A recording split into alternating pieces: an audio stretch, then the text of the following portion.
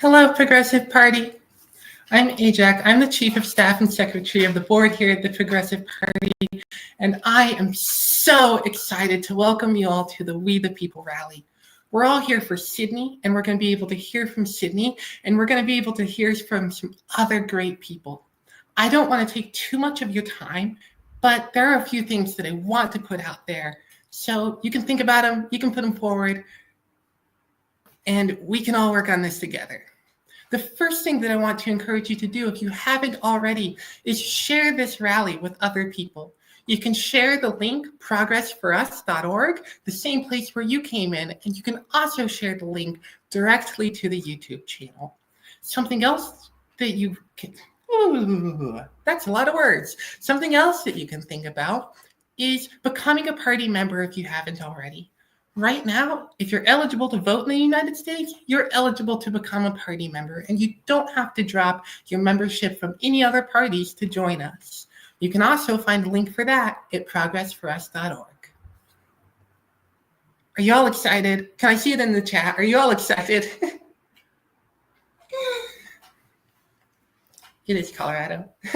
Okay, with that, I would like to invite on our first speaker tonight.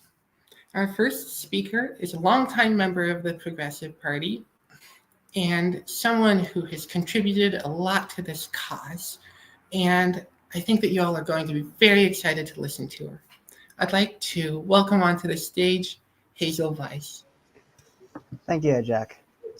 Hello, everyone. I would like to start off by thanking Sydney for giving me the honor to speak at the first ever Progressive Party rally. And I do mean honor, because this is something truly special. This is a show of how much progress we've made. A few weeks after I joined in September, when this party was only a month old, I quickly started to experience a feeling I haven't experienced in a bit. The professionalism and the resourcefulness of our chief of staff and our party leader, the drive to truly make a difference, gave me a feeling in my chest, one of joy and resolve. That was hope. Hope that we can truly make a difference. For years, we have been told that things are hopeless, that there's only ever going to be two choices, left and right. The system is rigged in favor of the corporate elite, and we should just grit our teeth and make the best of it.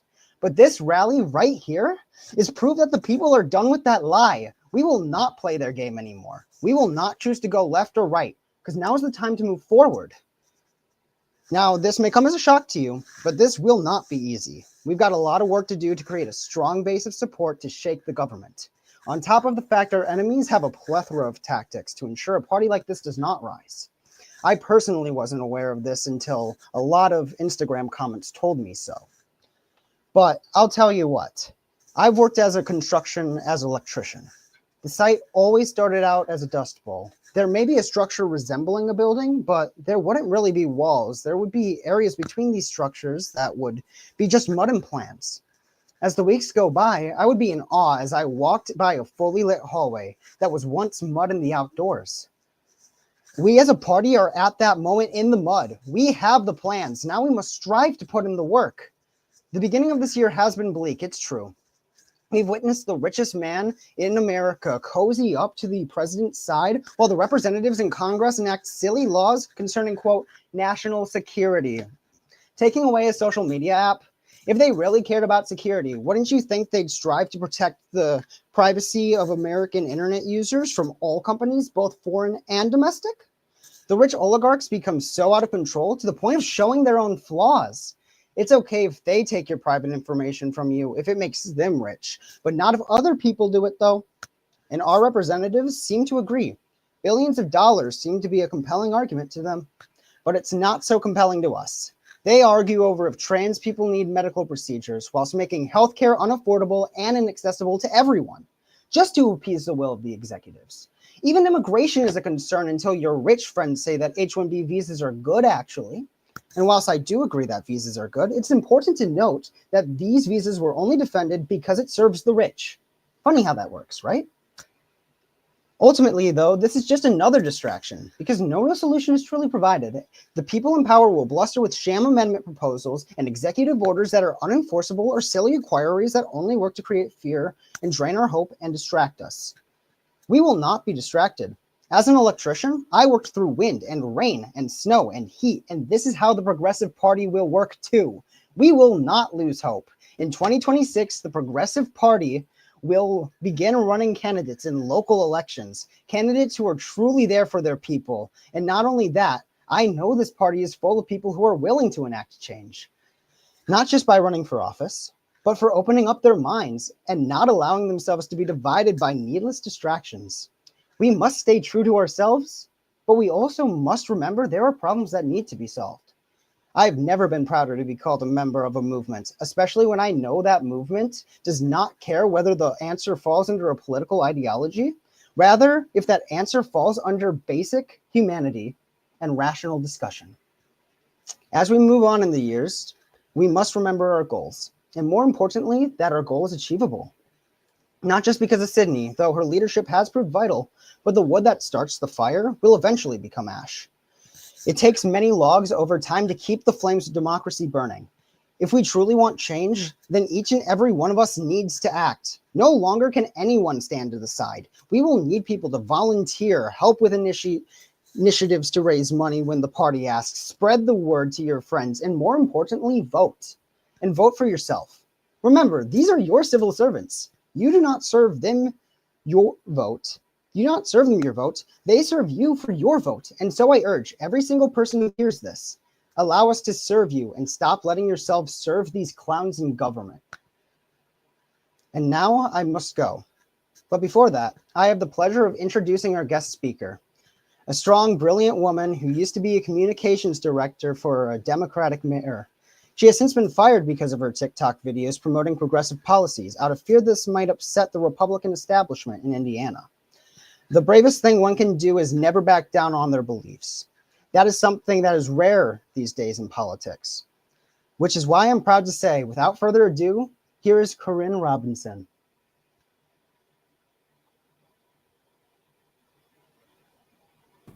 Hello, everyone. Oh my goodness, I was muted. Hey there. Thank you so much, Hazel. My name is Karin Straight. I am from Indiana. And before I get started here, I just wanted to show everyone that as we were prepping for tonight, I remembered that I had an amazing moose sweater up in my closet. I was wearing a boring flannel, like I forgot what we were doing here tonight or something. But as we were on our prep call, I ran upstairs and I changed into my moose sweater that I found at an antique store in New Hampshire, and it has quickly become one of my most treasured possessions and absolutely perfect for this rally tonight. I want to start with some numbers because as someone who has studied political science and loves words, I'm not great at math. I'm not great at numbers, but I always look at the numbers because the numbers tell such a complete and really objective story about some of the feelings that we have, especially in our current political system.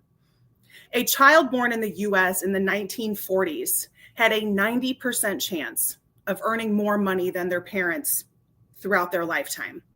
But for my children who were born in 2007 and 2009, or any child born today, their chance of earning more money than their parents has dropped to 50%. 50% likely, when that likelihood was almost a guarantee just about a half a century ago. And I'm sure that's probably just because all of us are super lazy, right? We go out for coffee, we have avocado toast. That's absolutely not the reason.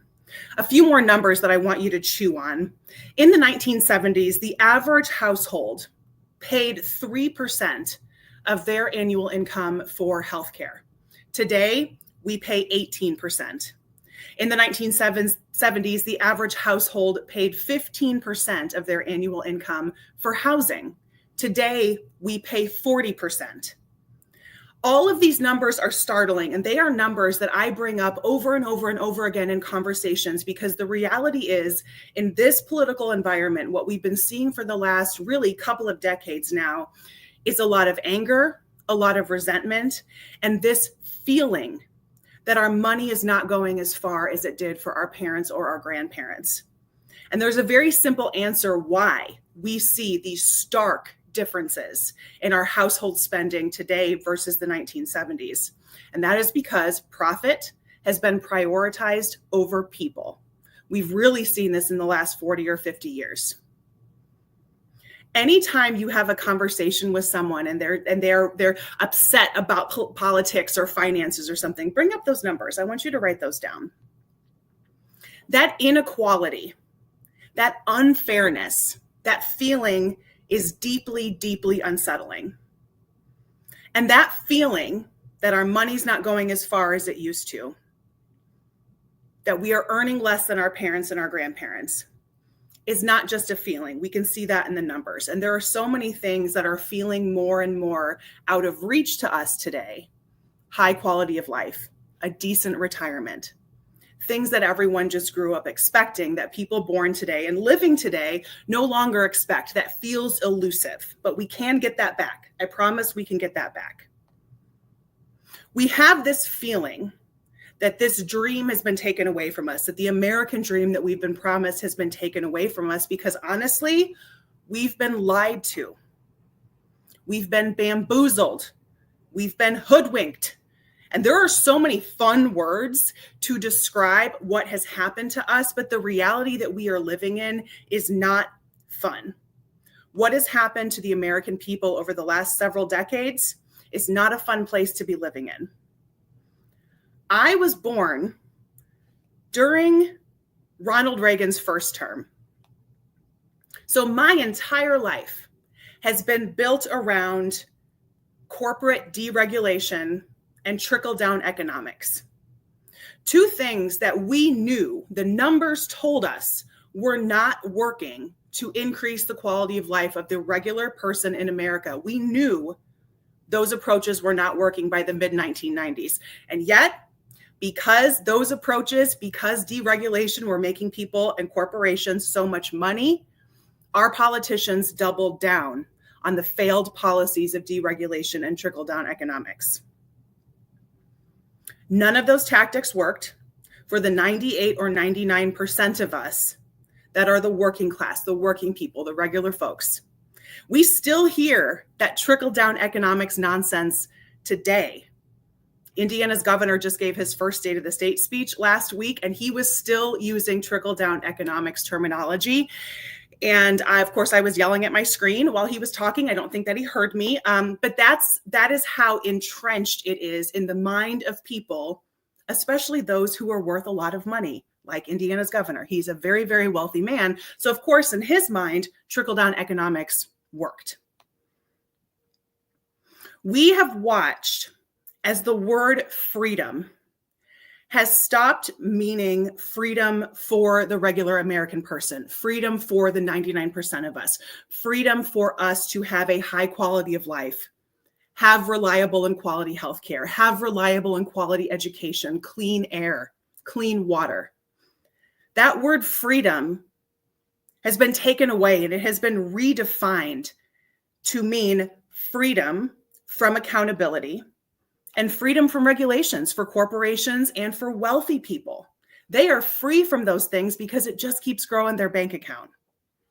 And as we are watching those bank accounts grow, they're just telling us we should work harder. That's all we need to do. Just work harder. Pull yourself up by your bootstraps. Try harder. And while they tell us to work harder and try harder, they deflect all of the blame away from the real numbers, the real facts that tell us why regular Americans are struggling. And that is because profit has been prioritized over people. That's the why. But they want us to be angry at immigrants. They want us to be angry at the other. They want us to be angry at our neighbors, because then we're not going to be angry with them. Throughout history, we have watched egregious inequality lead to destabilization and ultimately the crumbling of civilizations that have come before us. And we are seeing that destabilization now. We are seeing the cracks in our foundation deepen and deepen and deepen. Thankfully, We have so many people in our history, in our US history, who have fought for workers, who have fought for people, and who have fought for the United States that we were promised for throughout the last few hundred years of our country's history. We have people to look to, and thankfully we have someone who was born in this century in Sydney who is going to help lead us even further, remind us what those ideals were. The Progressive Party gives us another option. It's giving us action steps, and it's giving us something that a lot of us have been missing for a long time, and that's hope. That hope is coming in the form of a reminder that we can have the US we were promised. We can have the United States that we were told we were going to have.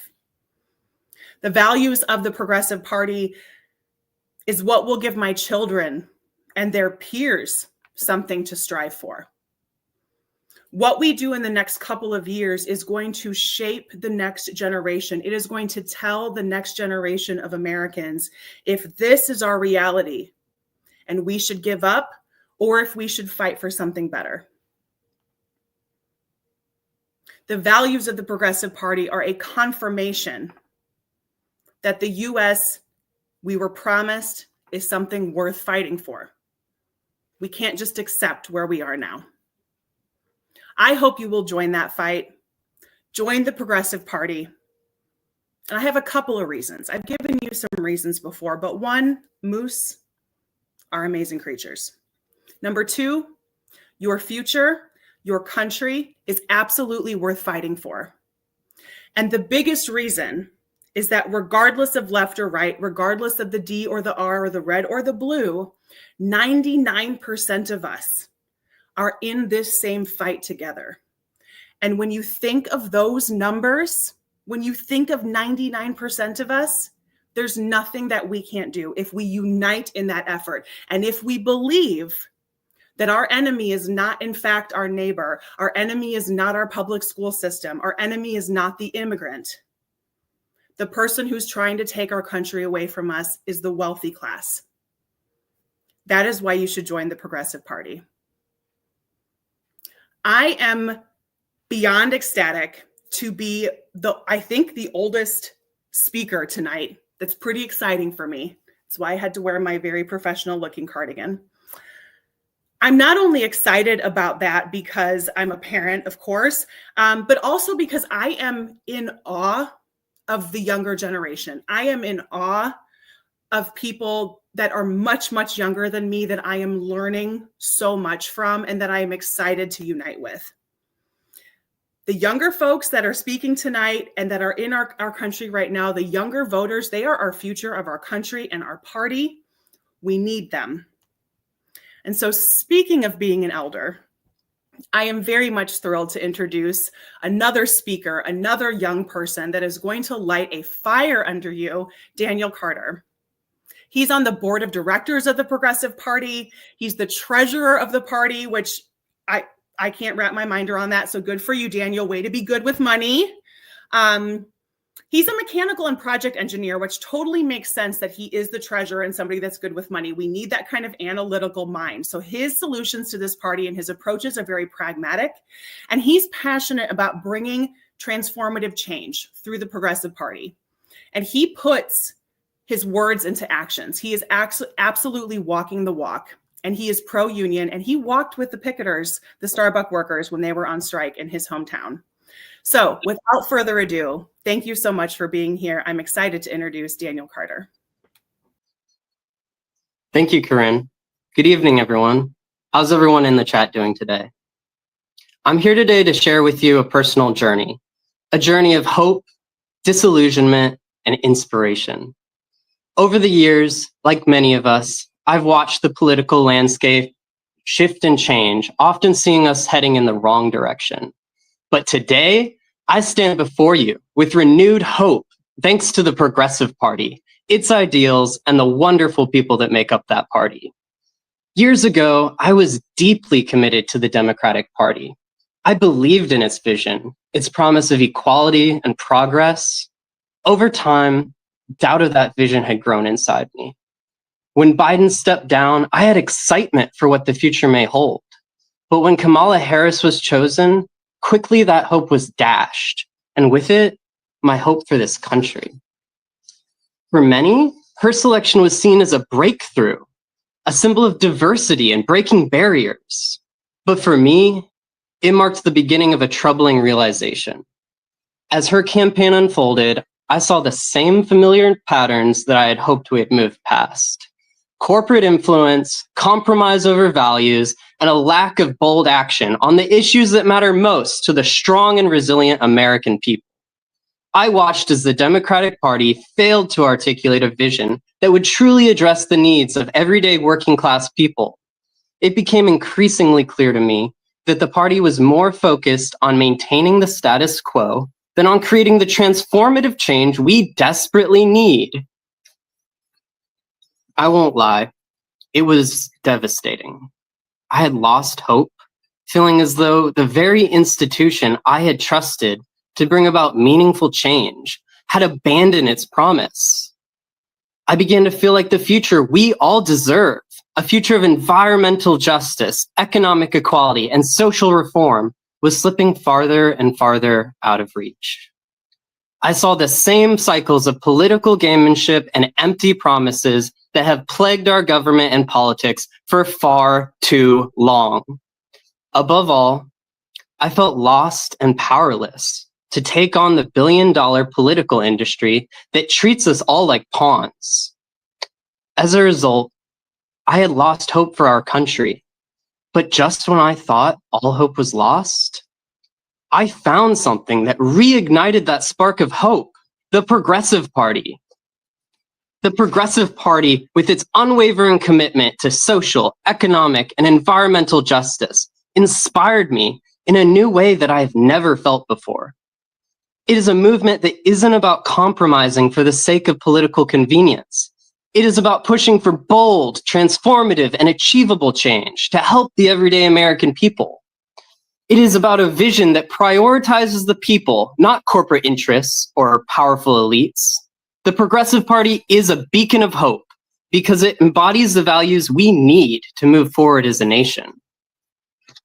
It is a movement that demands a fair economy where wealth is distributed equitably. It is a movement that stands for climate action, bringing real meaningful change to ensure a livable planet for all Americans. It is a movement that pushes for equitable access to healthcare, because access to basic medical care should not be a privilege, but a fundamental right. Finally, it is a movement that promotes unity within our nation, tearing down the divide between our fellow Americans. We are more alike than dissimilar, no matter what anyone wants you to believe. We can and we must share and respect our differences while recognizing that we have an immense amount in common. We have been lied to. We are not each other's enemies. For a long time, I found myself not engaging with politics. And then after I found the Progressive Party, I found myself re-engaged, not because I was hoping for change, but because I saw a path forward to be that change. The Progressive Party isn't just offering empty rhetoric, it's offering a roadmap for a better tomorrow. What truly inspired me was not just the party's policies, but the people that make up that party, their commitment to fighting for change, and their clear-eyed vision for achieving those goals, even when the odds seem insurmountable. The Progressive Party is not deterred by setbacks.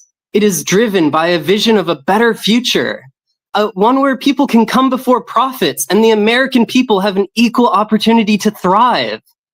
When I reflect on where I was, in that place of doubt and disillusionment, I realize just how far I've come. The Progressive Party helped me see that hope is not about waiting for change to happen. It's about creating the world we want to see by standing up for what is right. Today, despite what is going on around us, and I know there's a lot going on around us these days, isn't there? In spite of that, I am more optimistic about this country than I have been in years. The Progressive Party has reignited my passion for change and reminded me that we all have a role to play in shaping the world we live in. No matter what is happening in our country, we have created a vision of a path forward that provides hope for a better, brighter life for all Americans. I know the road ahead will not be easy, and there will be many obstacles along the way, but I have profound trust in our party's leadership, and I know that with the Progressive Party, we have the power to break through those barriers ahead of us and build the world we want to see. In closing, I want to say that we must never lose hope in the face of adversity. Even when we feel weak, we must remember that together we are strong. The future of this great nation is ours to create. And with the Progressive Party leading the way, I truly believe that we can build a society that is just, sustainable, and equitable for all Americans. Thank you. Your next speaker needs no introduction. She is the woman who drew you all in with her charisma and social media presence. She is the visionary that sparked this movement and took the initiative to make it happen.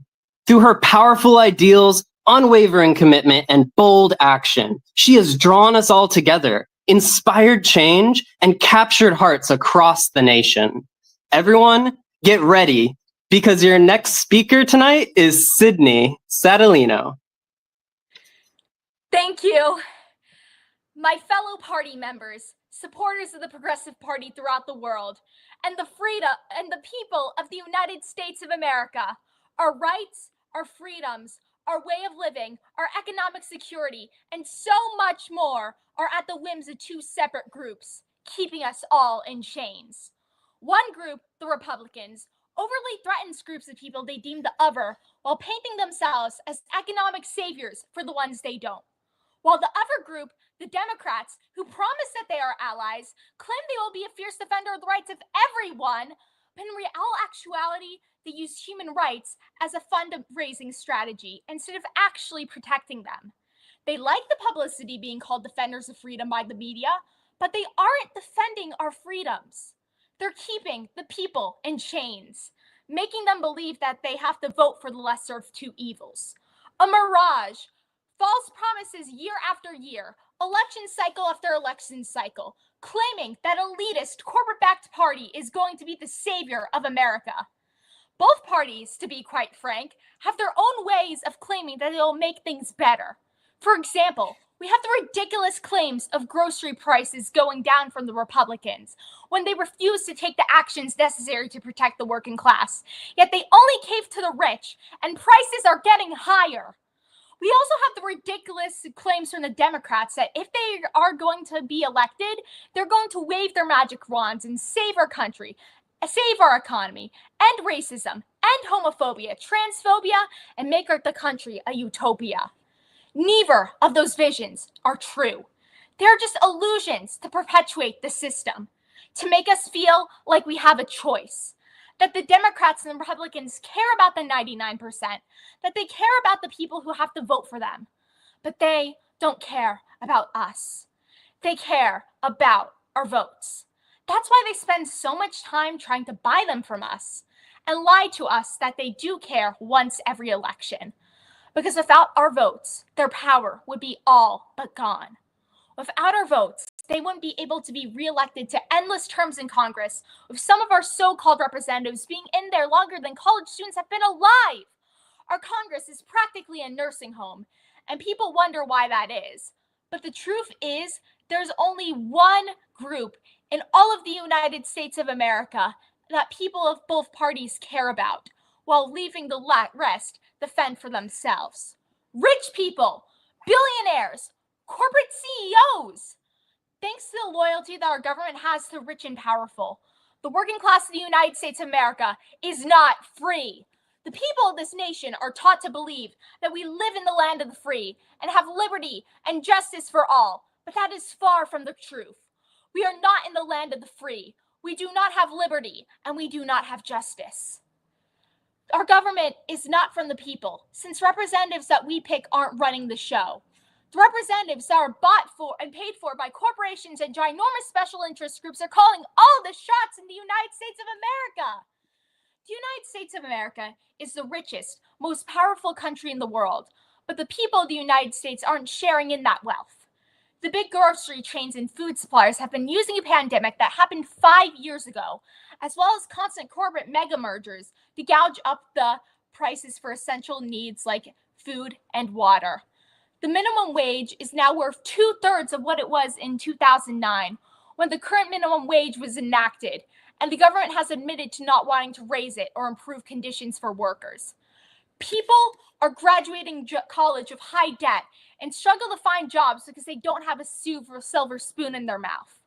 Taxes are steadily rising for the lower and middle classes, while the wealthy corporations get to either have their taxes cut by the government or evade taxes altogether.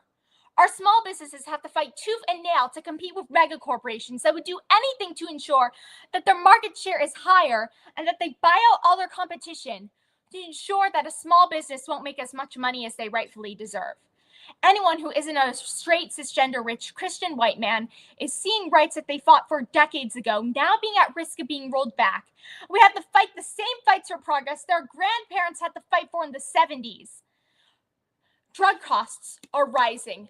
Food costs are rising. Our people are struggling. People are having to spend an arm and leg and healthcare, and even more trying to feed their families, with record prices for houses leaving many people without a roof under their heads, while billionaires and CEOs have multiple million-dollar houses. Big Pharma is constantly playing the political bribery system, allowing them to take advantage of our poorest and most at-need citizens whenever they wish. While some schools are able to afford jumbotrons in their football fields, other schools 10 minutes down the road struggle to afford basic supplies. It's 70 degrees during Christmas time. Hurricanes are breaking damage records every year, and more communities are being wrecked due to our own climate. While Los Angeles is burning and Asheville is flooded, the politicians of America would rather bicker with each other over pointless policy than save lives. And instead of spending our government's vast amount of resources on helping the people, the government spends their vast amount of resources on wasteful things, such as favors to the rich, overpriced equipment for the military-industrial complex, and endless war. Instead of investing in East Palestine, Ohio, our government chooses to spend bombs to Palestine in the Middle East, spilling blood everywhere, while politicians cheer it on. Our working class is in chains. Our middle class is in chains. Everyone who isn't a rich billionaire or corporate elite is stuck in these chains. And yet, no one seems to care. 6 corporations are tasked with brainwashing the people to believe that there is a fundamental difference between the two groups of oligarchs running the United States of America, and to break our common humanity. We are given labels that we cannot shake off, that there are divides that cannot ever be crossed. Rural and urban, college-educated and high school diploma, boy and girl, straight and gay, transgender and cisgender, black and white. They use our identities and our values to pit the working class against each other, when in reality, the corporate oligarchs at the top want us to be divided. But in reality, people from both major parties are able to sit down with each other and make small talk at funerals and have tea together because they have a common goal. Keeping the people ignorant of their true intentions to keep us divided, to prevent us from uniting. But the true culture war isn't right versus left, it's top versus down. While the common man can't pay for rent, the people that control us have multiple houses. While gas prices have fluctuated and peaked in the last few years, the people that control us have their own private jets and yachts. While the working class won't see $600 million in their lifetime, Jeff Bezos has a $600 million wedding. And while the working class has to give a sizable percentage of their hard-earned income to the government, the billionaires get to pay nothing. The politicians praise them as job creators and protect them whenever they are convicted of crimes, locking the common man up for the smallest thing, while the rich can get away with abusing girls. While it's becoming harder for parents to pay for their children's birthday parties, the rich get to party all night, pat themselves on the back all night. But instead of realizing that their common humanity and people have to band together to solve the issues that are causing our siblings to live unjust lives, they play into the game.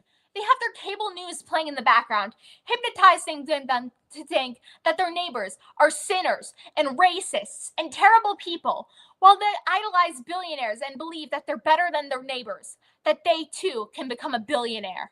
But the truth is, no politician in the United States of America would work to make a world where someone can go from the streets to a $1 million mansion. Every politician, every Democrat, every Republican isn't putting their hand on the Bible and swaying to the Constitution. They're putting their hand on piles of cash, swaying allegiance to the corporate PACs that fund both parties, and will be pulling their strings for the entire term. We are told that the American dream is alive and well, but we are under a system that is of the billionaires, for the billionaires, and by the billionaires. Under that system, the American dream is currently dead. However, it can be revived. If we, the people, united as one, stand together against the tyranny, the oppression, the heartache the two-party system is causing us. If we are able to say no more to the deterioration of the country we love, if we are able to put country over ideology, humanity over hatred, and love over darkness, the American dream will be reborn. A new American dream, one where the people of this country are free to choose what they do with their lives, free from the shackles of government overreach and corporate money. One where the poor citizens from struggling communities can work hard, make their dreams come true, and impact the world for the greater good. One where the people of this great nation don't have to worry about making ends meet, but instead are planning on what they want to do with their newfound prosperity, to thrive, to heal, to live. Where the voices of the people are elevated over the voices of tyranny. Where our neighbors are able to call the shots about what to change and how to change it, instead of the unelected CEO in a high rise. Where the words etched in historical memory by Abraham Lincoln, government of the people, by the people, and for the people, are the creed of Congress, fighting for the interests of the many instead of the interests of the rich. Where we have the freedoms that were promised to us in school. We're able to live prosperous, rich, happy lives instead of lives slaving away from a corporate CEO that would exploit us for a buck. When our country was founded, we were nothing more than a colony of Great Britain, where the people are being overtaxed and treated as an afterthought compared to the British elite. Fed up by this injustice, the people rose up, fought an entire war for our freedoms, and created this country to secure their own destiny. It is often forgotten that the founding injustice that sparked an entire rebellion was that tea was being taxed heavily. When nearly 250 years later, there are many more injustices that we are going through that our founding fathers that would have rebelled 100 times over because of. People often forget that rebelling is in our blood. Taking down oppressive systems was what this country was founded off of. And as our founding fathers nearly 250 years ago dreamed of a better, brighter future, it is our God-given duty to fight a bloodless second American Revolution to free our country from corporate control, for the common man and woman to reclaim America, and to usher in an era of progress that will be studied by our descendants for generations to come, to turn America into a country where freedom and prosperity are duly given to every person who lives between our borders, to end the oppression that we are being crushed under, to lead us all into a brighter future. A future where the halls of power are filled by normal people, not millionaire 80-year-olds who have been in office since the 80s, bought and paid for by every corporation under the sun. A future where our economy is a democracy, where a small business started by any regular citizen can fairly compete with the remnants of mega corporations. A future where the people aren't bogged down by taxes and can choose what they do with their own dollar, where the rich are held accountable and pay their fair share. A future where the world knows America as a beacon of freedom, a shining light that brings peace to all nations, not a country that starts wars over oil and dollar bills. We are taught in school about the promise of America, the potential it has, and how we are the greatest country in the world.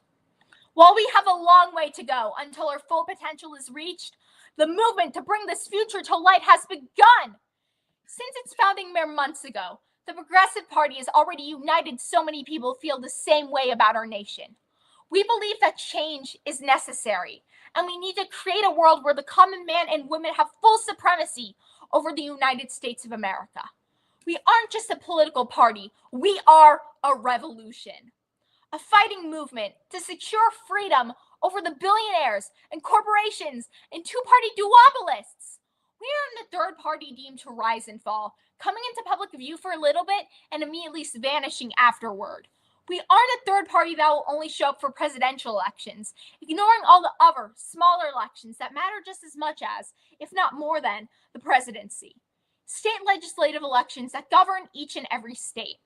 Local level elections, because our communities deserve direct investment in this revolution. Congressional elections, because the president can't change anything without a supportive Congress. The Progressive Party will fight for you. We will invest in your hometown. We'll plant our seed at the ground level.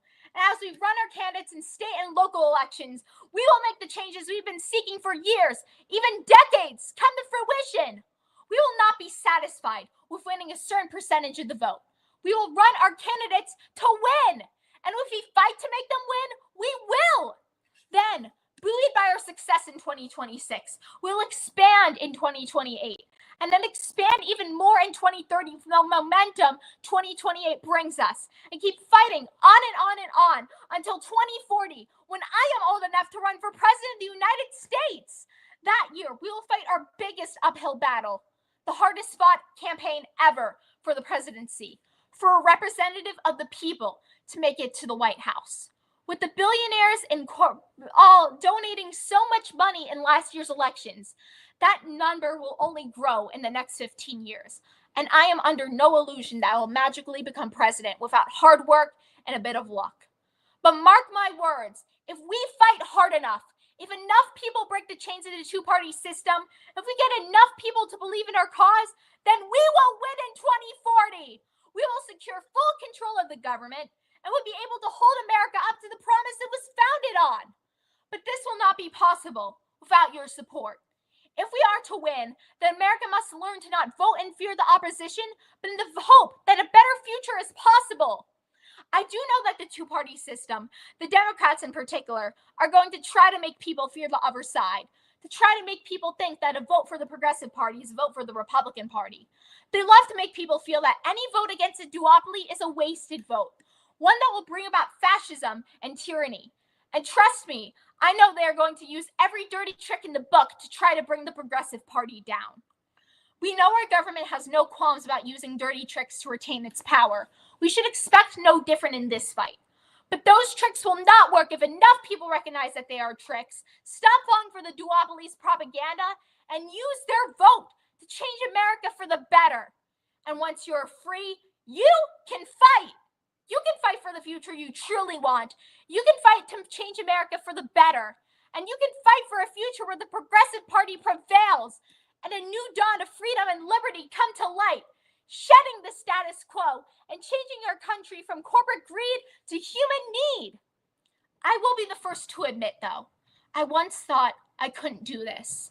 I was told by many people that the two-party system was an inevitable fact of life, that there was nothing I could do about it, and I needed to just be a progressive Democrat or join a third-paled party. I once thought that since I was just a young girl, shorter than average height, with childish interests in autism, no one would want my leadership. I was bullied for wanting to change the world. I was harassed. I was hurt. I was bleeding. And I decided to stand up and fight because, above all, I believe in this nation and I believe in changing the world. For years, I watched my country burn. I watched rights be stripped. I watched my community be turned into a joke. I watched as discrimination and censorship about my own existence became legal in state after state, as people were killed for being themselves, as we were used as a political pawn for both sides. I faced bullying from those who claimed that they were fighting for the soul of the nation. I learned about the war crimes the so-called Party of Human Rights committed overseas. I saw information about 2 separate genocides being censored all over social media. I saw people being stripped of their voices. And once this campaign of hatred and authoritarianism made it to my own school doors, I realized that I could not be silent anymore. I have had enough of the way the country currently stands. I have had enough of the billionaires who run it. I have had enough of the Democratic elites, of the Republican congressmen, of Donald Trump, of Joe Biden, of Kamala Harris, of J.D. Vance, of Mitch McConnell, of Mike Johnson, of Hakeem Jeffries, of Nancy Pelosi, of every corporate puppet of the United States government that claims to be representative of the people, but betrays us every single day. I have had enough of the corporate lobbyists, of the billionaires, of the monopolies that try to keep America a shell of the values it was founded on. And I believe that now, more than ever, now that our country is almost 250 years old, we need to reclaim the United States of America. The era of oligarchy that our country is facing must go to smoke. The era of the Democrats and the Republicans working together to keep us ignorant and divided must end. The reclamation of America must begin. The fight to restore our country what it truly be must be fought. And America, believe me, the Progressive Party will fight tooth and nail to ensure that this happens. The Progressive Party will fight for you, for the common man, so that you can have a better life. And if we fight hard enough, if enough people break their chains and see this change come to light, 16 years from now, mark my words, I will be on the steps of the Capitol, taking the presidential oath of office and swearing to everyone in this nation that I'll faithfully execute the office of President of the United States and will, to the best of my ability, preserve, protect, and defend the Constitution of the United States. So help me, members and staff of the Progressive Party. Help me, people of the United States. Help us change America for the better. Help us restore our nation. Help us bring forth the values to bring about true freedom. And most importantly, help us become one nation with liberty and justice for all. You can join the Progressive Party at progressforus.org. You can follow us on Instagram, on TikTok. You can follow me anywhere and spread the word, because this is a grassroots effort and we need your voices to keep this succeed. So thank you guys so much for coming tonight. Thank you so much for coming to the rally. And yeah, thanks for the support. And let's turn America from corporate greed to human need.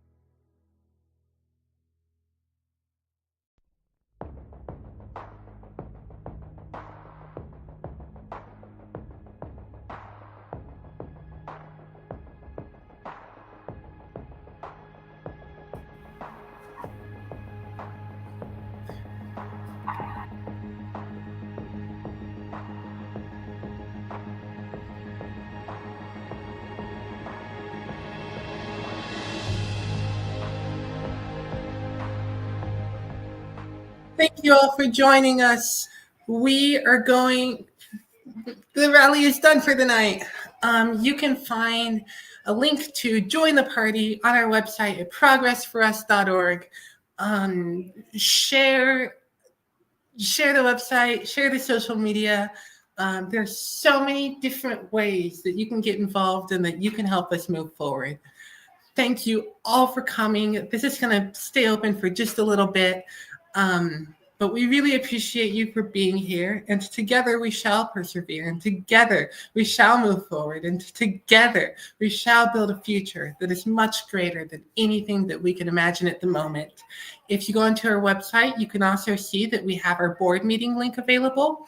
Every Tuesday at 7 p.m., you can join the board meeting, and you can voice your voice. If you're a party member, there are also party members represented on our board. And I'd say within the next week or so, all of the board members' contact information are going to be posted on our website. So you can reach out to them directly. You can get involved. But yeah, really join as a member. You can share. There's so many different ways that you can get involved. Thank you all for coming. We've appreciated having you here. And we'll see you next time.